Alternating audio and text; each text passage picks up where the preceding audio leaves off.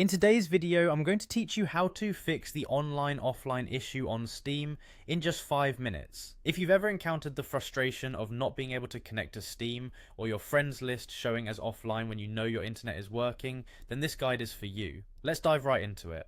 The first step in tackling this problem is to check your internet connection. This may sound basic, but it's essential to ensure that your internet is actually working smoothly.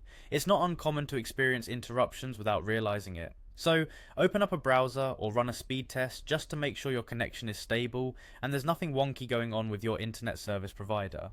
Now, if you found any issues or even if everything seems fine, another effective solution can be to restart your router and modem.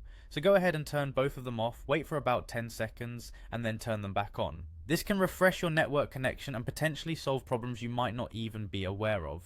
Next, once you're confident your internet is all set, the next thing you should try is closing and reopening your Steam client. Exit out of the application completely to ensure it's not running in the background, and then restart the client. This will refresh its connection to the Steam servers and might just do the trick. If you're still struggling after reopening the Steam client, consider logging out and logging back into your account. Sometimes there could be session-related issues that prevent Steam from recognizing your online status correctly. Heading to the account menu, choosing to log out and then back in, can often reset these sessions and resolve such glitches. Should the issue persist after trying these steps, rebooting your computer is the next logical move. A complete restart can clear away any temporary system errors or glitches that are impacting how Steam interacts with the internet, and effectively resetting your machine can be immensely helpful.